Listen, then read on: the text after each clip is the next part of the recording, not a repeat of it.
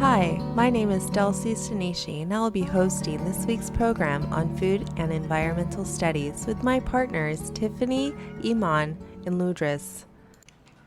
Food and environmental studies is a discipline that remains one of the most important in creating sustainable agriculture that is environmentally safe and economical.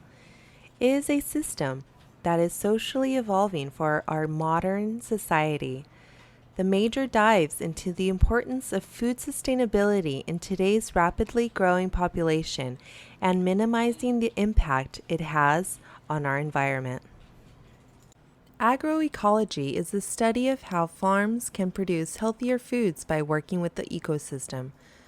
By working with nature, farms can avoid contributing to global warming without sacrificing productivity and profit.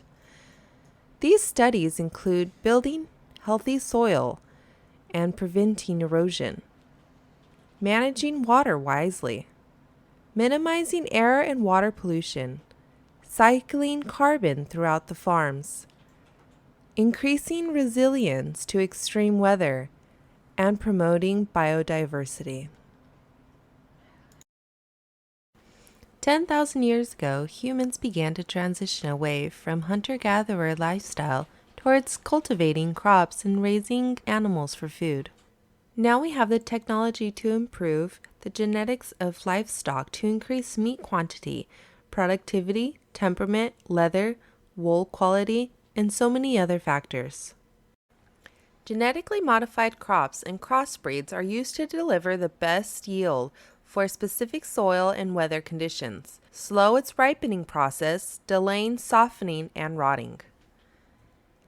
In 1922, the first hybrid corn is produced and sold commercially.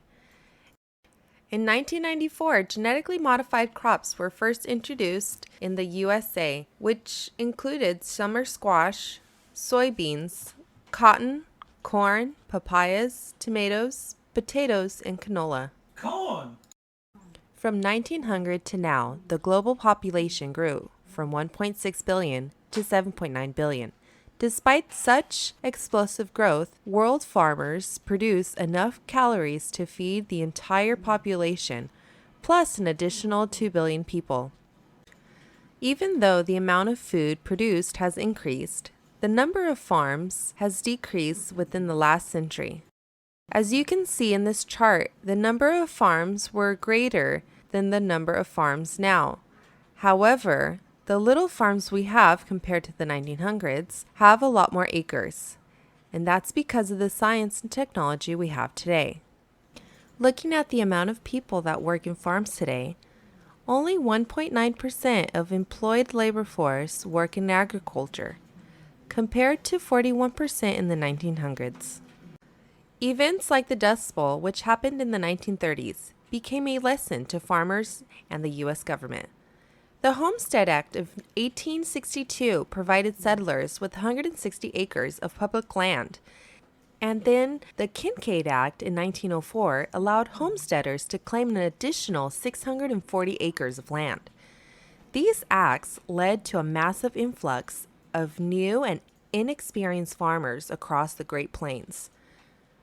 Severe drought and high record temperatures hit the Midwest in the 1930s. And in 1931, massive dust storms began. The Dirty 30s were a tragedy. Hundreds to thousands of people died, and 2.5 million people migrated out of the Dust Bowl states.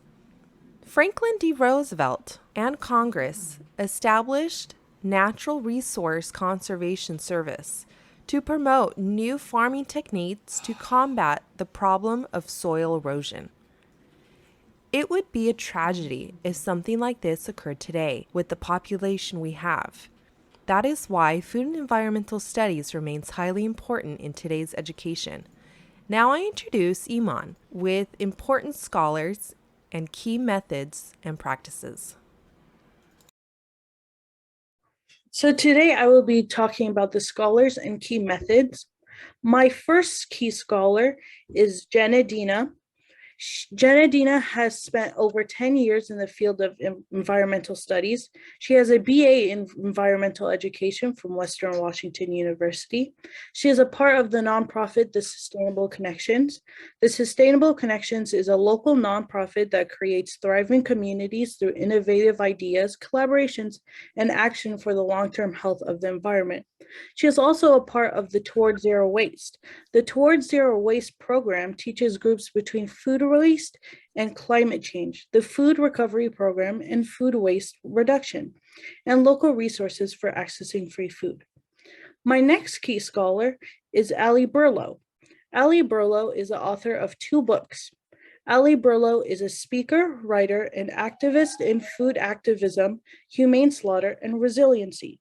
She is the current co-host of the Local Food Report, which is currently airing on the NPR stations. The pressing issue Ali would like to see solved within the food system would be the access to fresh, healthy, culturally appropriate food for all, supported by a living wage, equitable distribution for resources, and good food education. My next key scholar and last key scholar is Navina Khanna. She spent 20 years working towards social and ecological justice through food and farming systems. She is the current co-founder and executive director of HEAL, which stands for Health, Environmental, Agriculture, and Labor. She currently serves on the board of Friends of the Earth Act and as a member of the Bipartisan Policy Center's Food and Nutrition Security Task Force. I will now talk about the key methods and practices. Environmental studies draws from subjects like geology, biology, chemistry, and physics, and etc., to learn and study that the environmental problems and human impacts on the environment. It focuses on the earth and the different daily functions that occur. It focuses on the interactions between the solid earth, its water, its air, and its living organisms. Tips on increasing the food waste and help save the planet include reduce, reuse, and recycle. Recycling reduces the amount of the trash that goes into the ocean and water pipes, which can affect the health of humans.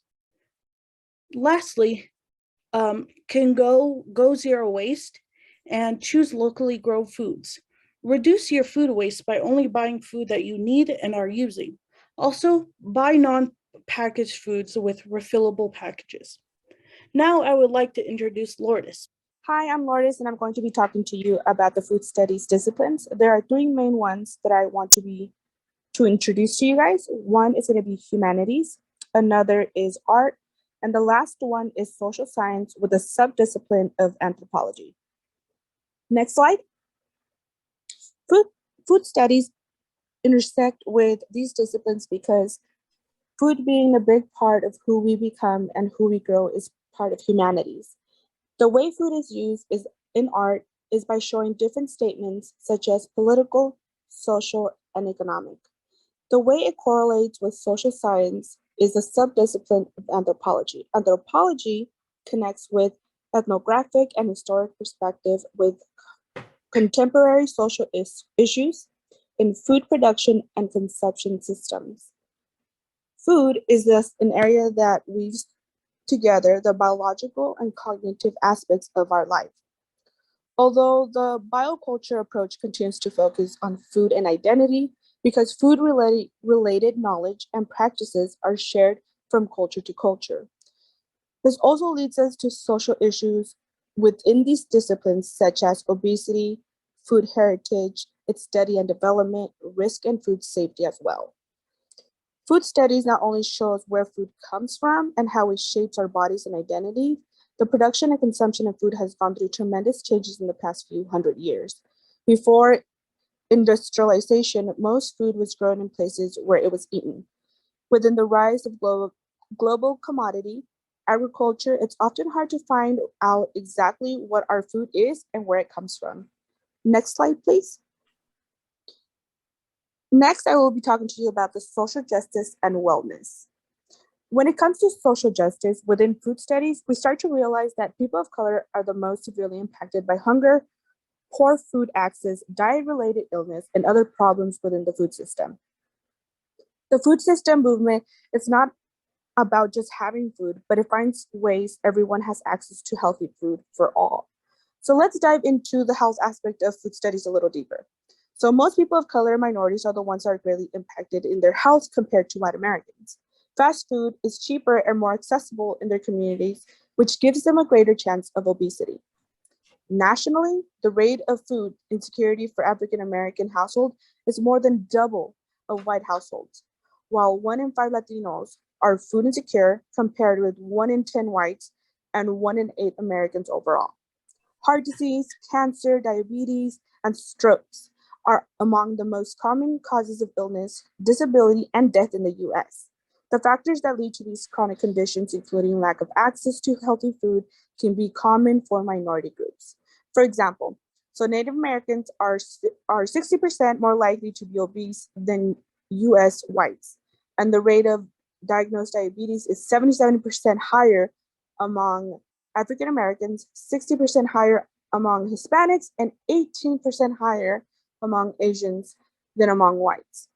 Food security and high rates of diet-related diseases correlate with poverty, which disproportionately impacts people of color. There's no coincidence a long legacy of discriminatory and inequivalent policies have historically oppressed people to start off with less wealth, property, and opportunity than white people.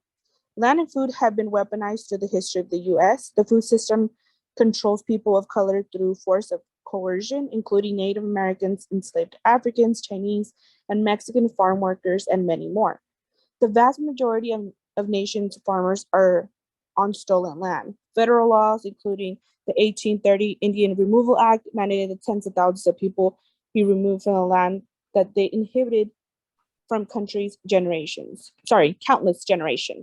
The US Army supports efforts to exterminate a food source for tribes for the Great Plains as a strategy to stop Native Americans into submission. The taken land was then redistributed for free of all extremely low cost of settlers, most of whom were white. Those measures such as the Homestead Act. Overall, food security is everywhere, and we're trying to find different ways in our nations to be able to have everybody eat healthy, safely, and at a low cost. Now I will be introducing Tiffany. Addressing issues within disciplines. Now we will consider some of the issues within the discipline focusing on food insecurity. Each of these issues is closely tied with important societal issues of equity and justice. The first is food availability. Is there a sufficient supply of food constantly available? The challenge is how to maximize food production in the ways that are ecologically sound.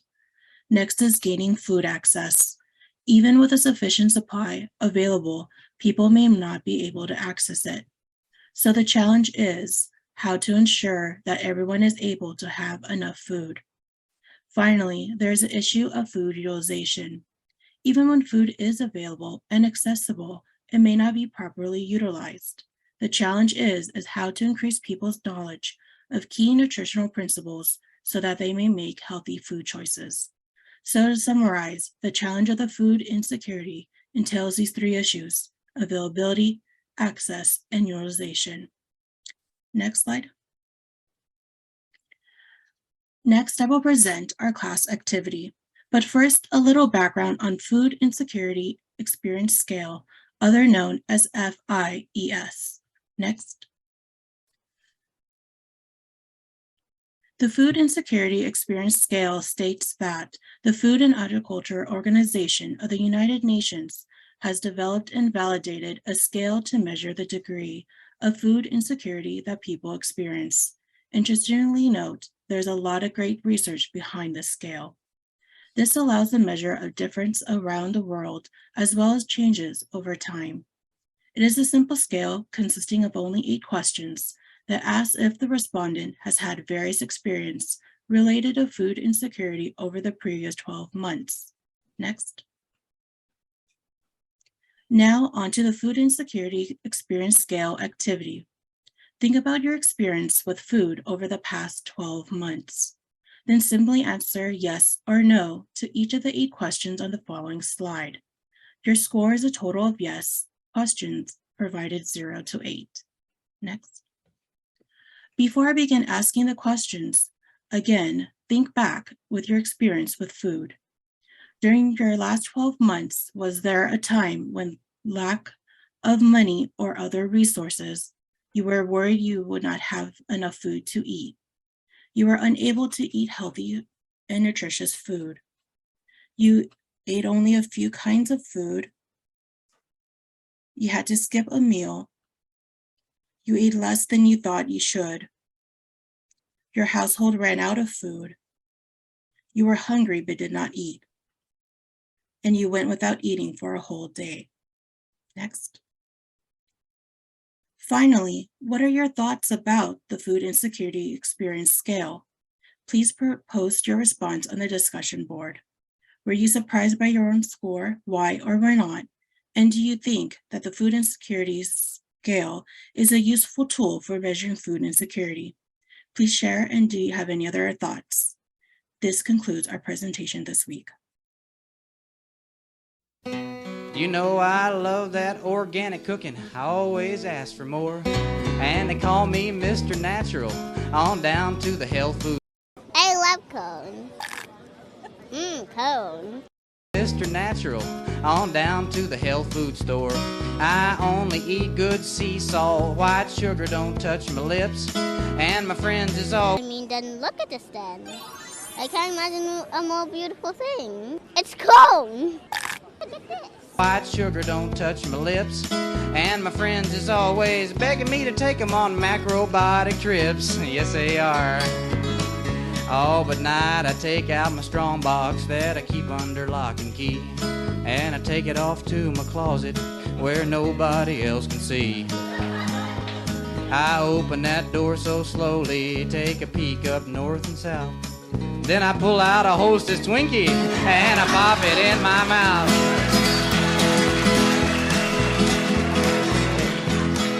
Yeah, in the daytime I'm Mr. Natural, just as healthy as I can be. But at night I'm a junk food junkie.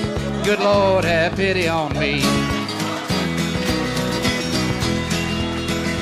Well, at lunchtime you can always find me at the Whole Earth Vitamin Bar, just sucking on my plain white yogurt from my hand-thrown pottery jar.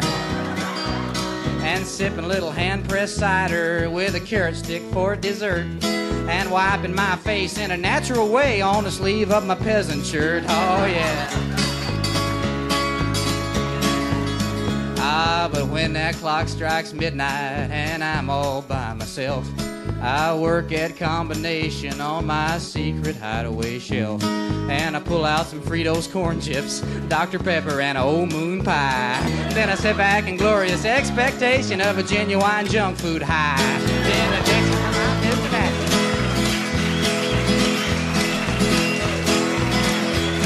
Oh yeah, in the daytime I'm Mr. Natural, just as healthy as I can be. Oh, but at night I'm a junk food junkie. Good Lord, have pity on me. Alright. My friends down at the commune, they think I'm pretty neat. Oh, I don't know nothing about arts and crafts, but I give them all something to eat. I'm a friend to old Yule Gibbons, and I only eat homegrown spice. I got a John Keats autographed Grecian urn filled up with my brown rice. Yes, I do. Oh, folks, but lately I have been spotted with a Big Mac on my breath, stumbling into a Colonel Sanders with a face as white as death. I'm afraid someday they'll find me just stretched out on my bed with a handful of Pringles potato chips and a ding-dong by my head. In the daytime I'm Mr. Natural, just as healthy as I can be. But at night I'm a junk food junkie. Good Lord, have pity on me.